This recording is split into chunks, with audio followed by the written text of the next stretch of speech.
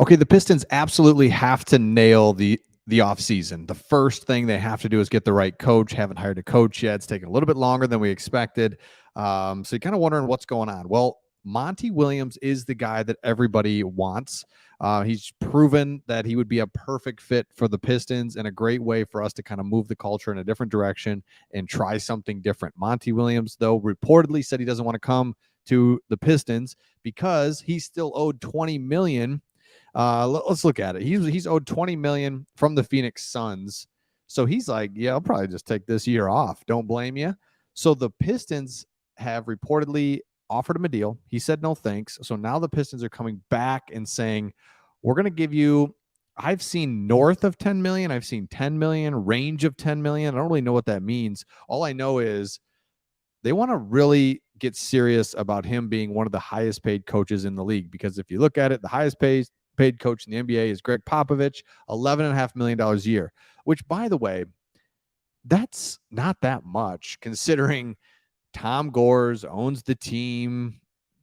The franchise is worth billions. Wouldn't you just say, all right, here's 12 million? Like, what's the difference between a 10 million and 12 million? You know what I'm saying? Like, make him the highest paid coach. Let's go. Make him the highest paid coach. Let's do this. Monty Williams. So the good news is here the Pistons are going for it. It shows me that they want the best coach available. They're going to nail the coach, nail the offseason, make a couple trades. I think the Pistons, I know the Pistons, Tom Gores is done with losing. We all are. We're trying to do it the right way. It's very difficult. You can't just flip a switch and turn around a franchise. This franchise has been run incorrectly for 10 years, right? With the Drummonds and the whole thing where you're trying to make it happen with big guys, and you're just there for a long time. We were a 7, 8, 9 seed. It's like, no, you can't do that. So what do? We go the tanking route. We tank. We get Cade Cunningham. We tank. We get Jaden Ivey. We tank. Maybe not even this last year was even planned. It's just like, all right, we're not going to be good. Let's tank again. Let's get that first overall pick. Wembanyama. No, we get the 5th pick.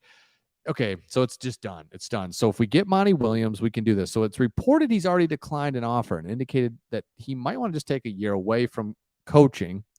But if they offer him 10, 11, 12 million dollars, who cares? Give him a 3-year, $12 million a year deal, whatever, because he's really a good fit for the Pistons. Cade, Jaden, James Wiseman, forget about him.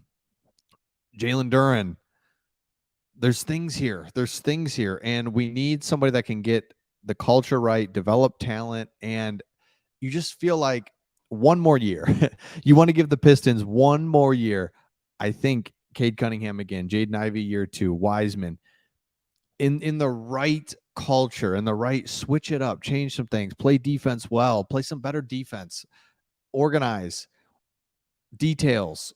Can they be any better? But here's the next thing. Comes out today. The Ringer has an article that says the Celtics can't run it back after this.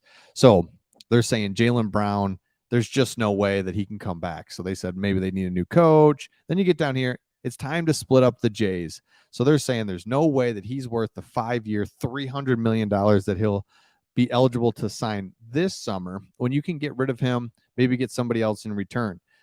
The trouble is, can they find a trade partner? What's that look like? The good news is that Jaylen Brown is available. I mean, I think it's just clear now, and that couldn't have ended any better, that series for us, for anybody, because the Celtics, it just was never right from the start. They just get crushed the first 3 games, can't make adjustments. They come back, good for them. They make it to game 7, and it's just like, no. This was never a thing, right? This was never a thing. Congrats to the Heat. But the way that it happened was really good, because it's like they can't run it back. They can't run it back. And that's the title of this article from the Ringer. There's no way they can just keep everything the same and go forward. So they're going to have to do something. So that means Jaylen Brown, what up? He's available. Don't know what that means. Don't know how we get him. Don't know how it all works out, but he's at least available. So let me know your thoughts in the comments on that. Jaylen Brown, Monty Williams, how do we make it happen? this is who I want. I mean, I'm really looking for somebody to be different, than what we've had, something that we can change the culture. Everything needs to be changed. Let's just change. Let's change the direction. You saw it with the Detroit Lions. You have Matt Patricia. You just go opposite of that. You go opposite of Matt Patricia. You get a personable guy that's all about the culture, team guy, or a player's coach, and Dan Campbell. You have to do that. You've been losing. Things are just not good. You're talking about, Little Caesars Arena. It's not full. It's just like, what is going on? Give me something. Change it up. Because you guys remember, man, when the Pistons are playing well, oh man, it's awesome. Detroit sports fans love our Lions, no question about that. Love the Red Wings, the Tigers, cool. But the Pistons, that runs deep here in Detroit. So, I mean, that runs real deep. So the Pistons, we got to start winning with the Pistons. NBA basketball is super fun when they are winning. So let me know your thoughts in the comments, and we'll see all of you on the next one.